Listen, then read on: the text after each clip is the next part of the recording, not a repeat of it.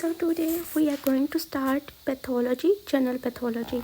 General pathology में very first topic that we are going to do is cellular injury. ठीक है, अब cellular injury से cellular adaptations वाले ये पूरे पैराग्राफ से approximately हर पेपर में क्वेश्चन आता ही है. ठीक है, अच्छा, इसके अंदर वो हमसे बताते हैं कि हमारे पास सेल जो है ना डिफरेंट कंडीशन में कैसे अडॉप्ट करता है. ठीक है, अब हाइपरट्रोफी जो होता है ना, इसके अंदर हमारे पास क्या होता है, साइज़ का सेल का जो साइज़ होता है ना वो इंक्रीज़ हो जाता है. ठीक है, हाइपरट्रोफी के अंदर हमारे पास सेल अगर इतना साइज़ का है तो हमारे पास सेल का साइज़ जो है ना वो हमारे पास इंक्रीज़ हो जाएगा. ठीक है, ये हमारे पास होती है हाइपरट्रोफी. ठीक है, हाइपरट्रोफी सबसे ज़्यादा कौन से मसल्स के अंदर होती है, कार्डिक के अंदर. तो कार्डिक हाइपरट्रोफी जो है ना वो बहुत ज़्यादा आती है एमसीक्यूज़ में. ठीक है, ये हमारे पास एमसीक्यूज़ पॉइंट हो गया. उसके बाद है हाइपरप्लेजिया जो है ना उसके अंदर हमारे पास क्या होता है, हाइपरप्लेजिया के अंदर हमारे पास increase in number of cells होता है.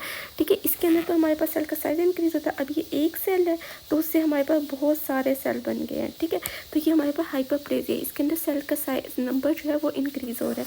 तो हाइपरप्लेजिया जो है ना उसके अंदर हमारे पास जो एग्जाम्पल है ना, जो हमारे पास नॉर्मल फिजियोलॉजिकल जो होते हैं उसके अंदर हमारे पास जो होते हैं ना, जो यूटेरस है, ठीक है, उसके अंदर हमारे पास हाइपरट्रोफी भी होती है एंड हाइपरप्लेजिया. ठीक है, दोनों होती है. इसके अलावा हमारे पास ब्रेस्ट के अंदर भी होती है. ठीक है, और पैथोलॉजिकल के अंदर हमने पढ़ा है, बीपीएच पढ़ा है, बिनाइन प्रोस्टेटिक हाइपरप्लेजिया, उसके अंदर भी होता है, लेकिन ये पैथोलॉजिकल है. ठीक है, पैथोलॉजिकल कंडीशन है, तो हमने ये तीनों याद रख लेनी है. उसके बाद हमारे पास आती है एट्रोफी का मतलब होता है decrease in tissue mass. Tissue का मैस कम है क्योंकि डिक्रीज़ इन साइज़ है.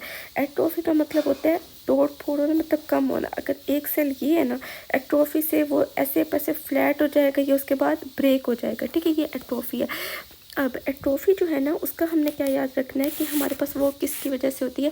एग्जाम्पल हम देखते हैं, अगर कोई ब्लड सप्लाई लॉस हो जाए, इनर्वेशन ख़त्म हो जाए, डीनर्वेशन, ठीक है, तो उसकी वजह से हमारे पास क्या होती है, या फिर न्यूट्रिएंट्स इनएडिक्यूट मिल हो, प्योर न्यूट्रिशन हो, तो उसकी वजह से हमारे पास सेल की एपोप्टोसिस हो जाती है, सेल की ब्रेक डाउन हो जाती है. ठीक है, उसके बाद है मेटाप्लेजिया.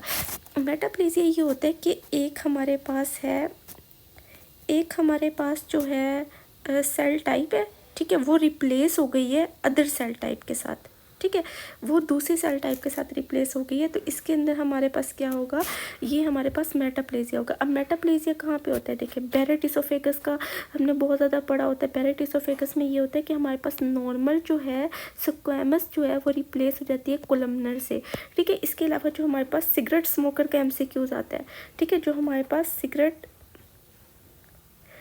स्मोकिंग करते हैं तो उनके अंदर भी हमारे पास जो है जो रिस्पायरेटरी सिलिएटेड कोलमनर एपिथेलियम होती है ना, वो स्ट्रेटिफाइड स्क्वैमस एपिथेलियम के अंदर चेंज हो जाती है. तो मेटाप्लेजिया में से यही आता है. अच्छा, उसके बाद डिस्प्लेजिया का मतलब क्या होता है, जो सेल की यूनिफॉर्म एक साइज़ और शेप है ना, पोलैरिटी, वो चेंज हो जाती है. ठीक है, तो ये हमारे पास डिस्प्लेजिया होता है. ठीक है, और डिस्प्लेजिया बाद में हमारे पास किसकी तरफ ले जाता है, कार्सिनोमा की तरफ. ठीक है, कार्सिनोमा की तरफ ले जाता है.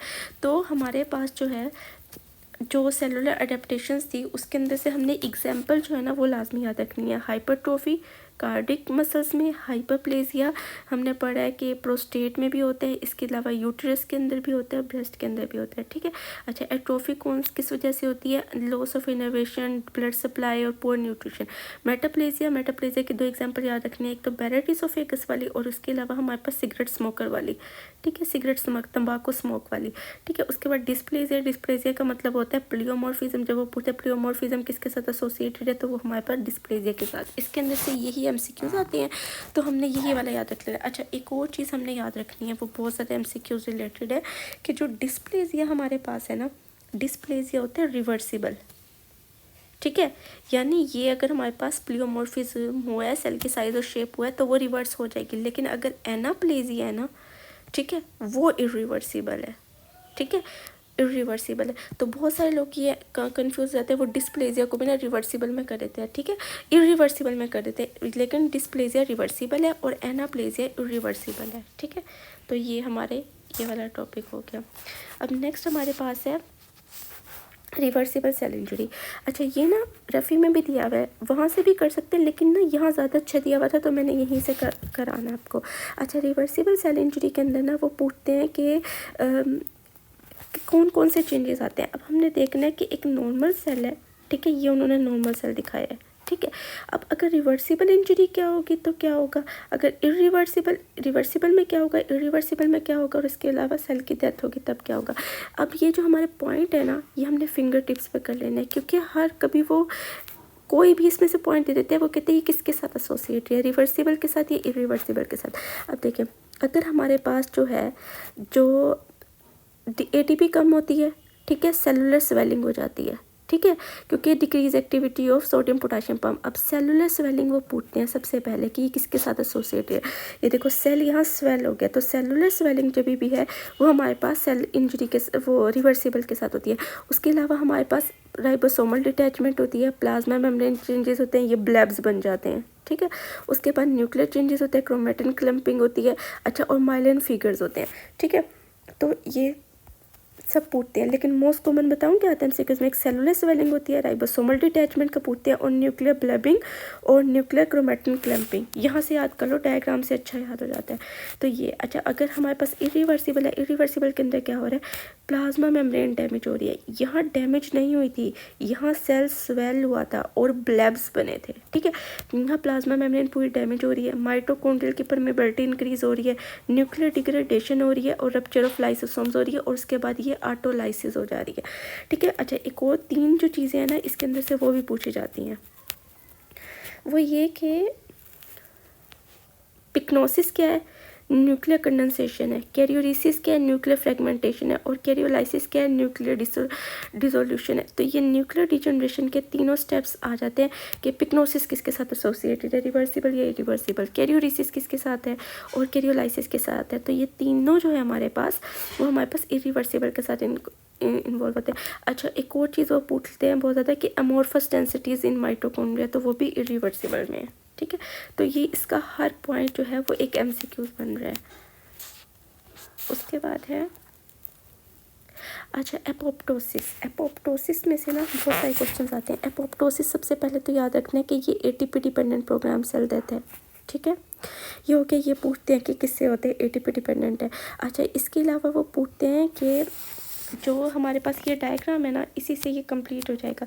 अब वो हमारे से पूछते हैं कि जो माइटोकॉन्ड्रियल जो एपोप्टोसिस है, ठीक है, वो हमारे पास जो है कौन से जो है फैक्टर जो है वो इसको इंक्रीज़ करते हैं, प्रो एपोप्टोटिक है, और कौन से एंटी एपोप्टोटिक है। ये बहुत ज़्यादा पूछा जाता है, प्रो एपोप्टोटिक और एंटी एपोप्टोटिक। अब जो बैक्स और बैक है ये प्रो एपोप्टोटिक है, और BCL2 और BCL-XL ये हमारे पास एंटी एपोप्टोटिक है। ये आपको फिंगर टिप्स पे याद होना चाहिए। एक तो ये कि एपोप्टोसिस एटीपी डिपेंडेंट है, ठीक है, हो गया। उसके बाद हमने याद रख लेना है कि ये प्रो एपोप्टोटिक है, ये एंटी एपोप्टोटिक है, ये वाला हमारे पास एमसीक्यूज हो गया। उसके बाद हमारे पास है कि वो पूछते हैं कि जो एपोप्टोसिस है उसके अंदर हमारे पास सेल मेम्ब्रेन जो है वो कैसी होती है। तो हमने याद रखना है कि इसके अंदर जो सेल मेम्ब्रेन है वो इंटैक्ट रहती है, ठीक है, सेल मेम्ब्रेन डैमेज नहीं होती, ठीक है।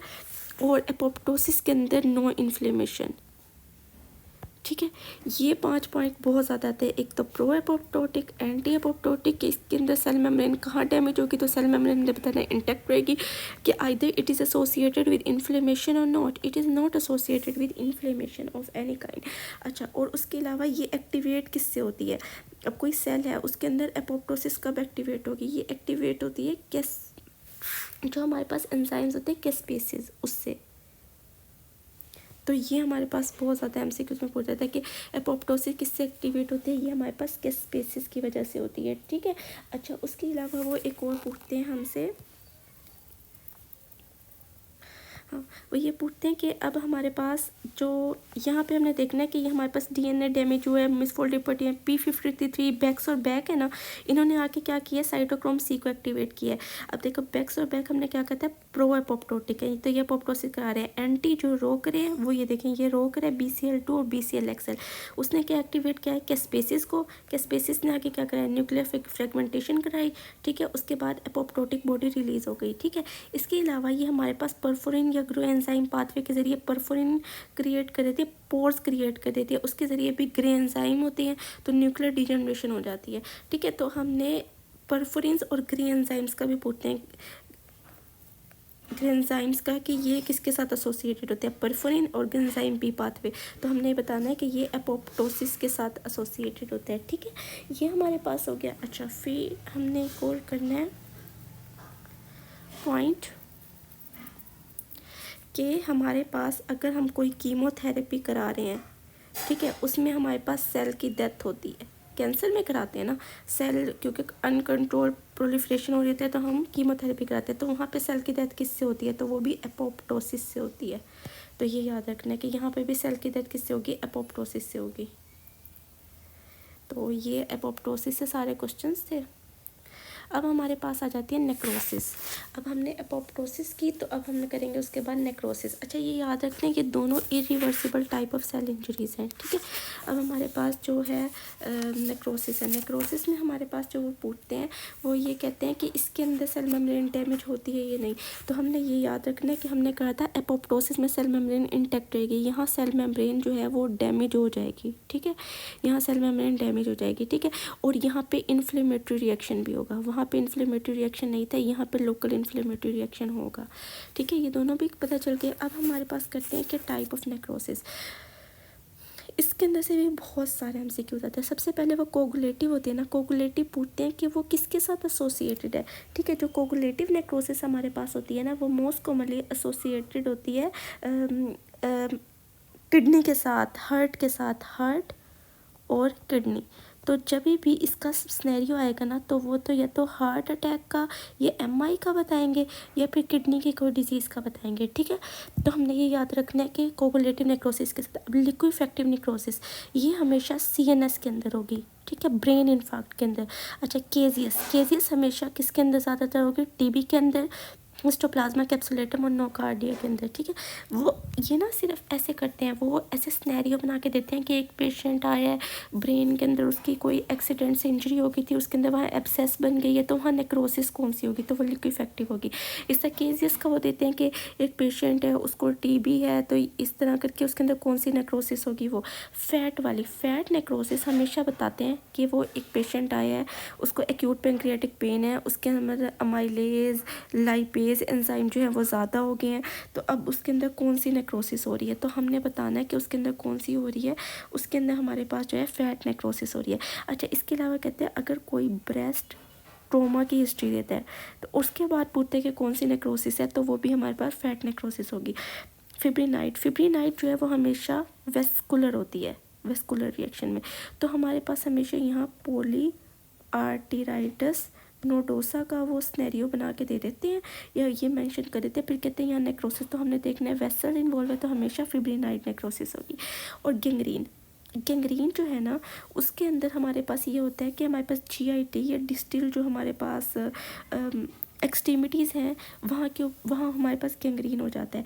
गैंग्रीन का याद रखना है कि अगर कोई एक्यूट गैंग्रीन हुआ है, ठीक है, एक्यूट हमारे पास जीआईटी क्योंकि वेसल बंद हो गई है, ठीक है, तब होता है। और ये यूजली वेट होता है, लेकिन हम जो लिम्स वगैरह में देखते हैं, जिस तरह अगर हमारे पास डायबिटीज़ मेलाइटिस के बाद हो जाता है, तो वो वेट गैंग्रीन, वो हमारे पास ड्राई गैंग्रीन होता है। लेकिन अगर उसके ऊपर सुपर इन्फेक्शन, बैक्टीरियल इन्फेक्शन हो जाता है, तो फिर वो हमारे पास क्या बन जाता है, वेट गैंग्रीन।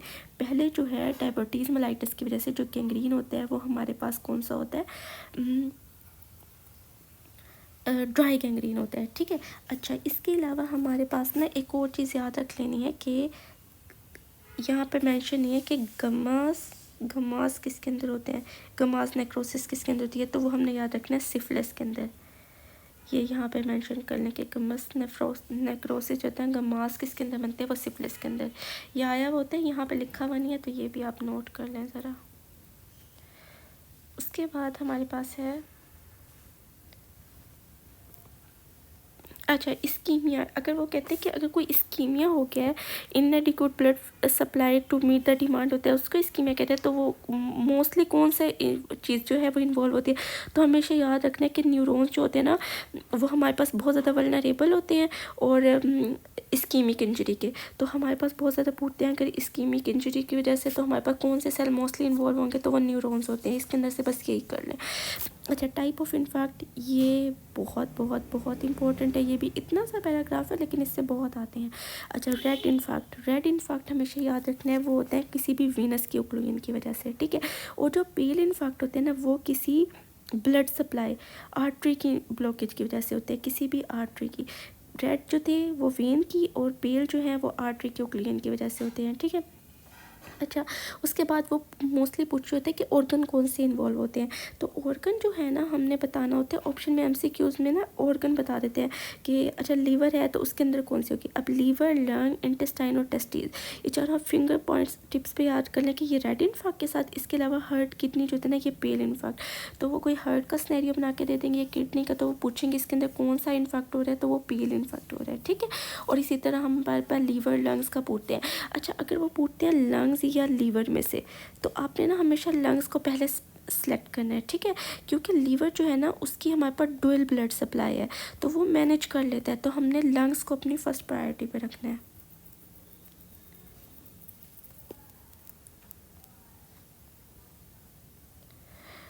उसके बाद हमारे पास जो आता है, वो हमारे पास आती है कैल्सिफिकेशन, ठीक है। तो हमने याद रखना है type of calcification. Type of calcification में हमारे पास दो तरह के, एक होती है डिस्ट्रोफिक कैल्सिफिकेशन और एक होती है मेटास्टेटिक कैल्सिफिकेशन। डिस्ट्रोफिक कैल्सिफिकेशन हमेशा किसी डिजीज़ टिश्यू में होगी, यानी पहले पेशेंट किसी डिजीज़ से सफ़र कर रहा होगा। और मेटास्टेटिक कैल्सिफिकेशन जो होती है ना, वो नॉर्मल टिश्यू के अंदर होगी, ठीक है। अच्छा, उसके बाद हमारे पास जो है ना डिस्ट्रोफिक, वो किसी एक जगह लोकलाइज होगी, ठीक है। और ये जो हमारे पास मेटास्टेटिक है, ये वाइड स्प्रेड होगी। अब हमने देखना है ये किस वजह से होती है। जो डिस्ट्रोफिक कैल्सिफिकेशन है, ठीक है, वो हमने बता दिया कि वो किसी अबनॉर्मल टिश्यू में लोकली हो गई है। मेटास्टेटिक जो है वो नॉर्मल टिश्यू में वाइड स्प्रेड है। तो ये मोस्टली जो होती है ना, इंक्रीज कैल्शियम की वजह से होती है, ठीक है, हाइपर कैल्सीमिया की वजह से होती है, ठीक है। अब हमारे पास इसकी जो डिज़ीज़ है ना, वो आती है एमसीक्यूज़ में, वो पूछ लेते हैं कि कौन सी किसके साथ एसोसिएट है। अब जिस तरह टीबी है, ठीक है, उसके अलावा हमारे पास ग्रेनुलोमेटस इन्फेक्शन है, लिक्विफेक्टिव नेक्रोसिस है, फैट नेक्रोसिस है, शिस्टोसोमियासिस है, साइटोमेगालोवायरस है, समोमा बॉडीज़, ये सब जो है ना, ये हमारे पास डिस्ट्रोफिक के साथ। अब जो मेटास्टेटिक कैल्सिफिकेशन है, इसमें हमने पढ़ा कैल्शियम ज़्यादा, तो कैल्शियम के साथ एसोसिएटेड हो गया, ठीक है। Interstitial tissue of kidney, lung, gastric mucosa, increase pH होगी, वो फेवर करेगी कैल्शियम की डेपोजिशन को, ठीक है। अब ये हमारे पास किसकी वजह से हो रही है, ये secondary to hyperphosphatemia, hypercalcemia, ठीक है। अब प्राइमरी हाइपरथायराइडिज्म की वजह से, सार्काइडोसिस की वजह से, हाइपरवाइटामिनोसिस डी की वजह से। तो ये वो सारी कंडीशंस है जो हमारे पास कैल्शियम को ज़्यादा कर रही होती हैं। तो इसलिए मेटास्टेटिक कैल्सिफिकेशन, कैल्शियम डेपोजिशन यानी प्राइमरी हाइपरपैराथायराइडिज्म के अंदर, सार्काइडोसिस और हाइपरवाइटामिनोसिस डी, ये तीनों जो है ना, इनको याद रख लेना, ये स्टेरियो में पूछते हैं। और इसके अंदर मोस्ट कॉमनली टीबी आता है, टीबी, और इसके अंदर हमारे पास हाइपरपैराथायराइडिज्म, सार्काइडोसिस और हाइपरवाइटामिनोसिस, ठीक है। अच्छा, जो हमारे पास पैथोलॉजी के कर रहे हैं उनके भी और ज़्यादा आते हैं कि समोमा बॉडीज़ जो होते हैं ना, वो कौन से डिजीज़ के में होते हैं। एक तो पेपुलर थायराइड कार्सिनोमा में होते हैं, मेनिंजियोमा में होते हैं, सीरस ओवेरियन कार्सिनोमा, मेसोथेलियोमा, ओपरलेक्टिनोमा, ये 5 याद कर लें। वो ना पैथोलॉजी में तो बहुत ज़्यादा देते हैं कि कोई भी एक दे देते हैं कि पेपुलर थायराइड कार्सिनोमा में क्या होता है, समोमा बॉडीज़। दो तो बहुत ज़्यादा, दो जो है ना वो हर पेपर में, हर किसी के पेपर में आते हैं, नॉट ओनली इन पैथोलॉजी।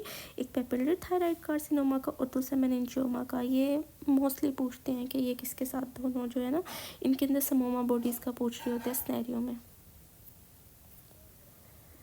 अच्छा, उसके बाद ना, हाँ, उसके बाद ना बहुत सारे ना एमसीक्यूज आते हैं, ये मैंने बताना था एक्यूट फेज़ रिएक्टेंट्स के। वो पूछे होते हैं किसके अंदर एक्यूट फेज़ रिएक्टेंट्स जो हैं वो ज़्यादा हो रही हैं और किसके अंदर कम हो रही है। तो हमने इसके ना बेसिकली बस नाम याद रखते हैं कि किसके अंदर ज़्यादा है। अब सी रिएक्टिव प्रोटीन है, ठीक है, इसके अंदर भी ज़्यादा होगा। फेरेटिन है, उसके अंदर ज़्यादा है, ठीक है। Fibrinogen, haptoglobin, hepcidin, calcitonin, serum amide. और जो हमारे पास नेगेटिव होते हैं वो एल्ब्यूमिन, ट्रांसफेरिन और ट्रांसथायरेटिन। तो ये सारे नेम्स है ना, वो याद कर लेना। अब हमें एक्यूज फेज रिएक्टेंट में पूछ लेते हैं पॉजिटिव कौन से हैं, वो उसमें से हमारे पास ये तीनों दे देंगे, चौथा इनमें से कोई दे देते हैं। तो हमने उसको सिलेक्ट करना होगा कि कौन से पॉजिटिव और कौन से नेगेटिव हैं। तो ये एमसीक्यूज में आते हैं, तो आप ये अपने नाम याद कर लीजिएगा। बल्कि अगर ये सारे नाम नहीं याद होते ना, आप बस याद कर लें एल्ब्यूमिन, ट्रांसफेरिन और ट्रांसथायरेटिन, ये तीन नेगेटिव, इसके अलावा जो आएंगे वो पॉजिटिव होंगे।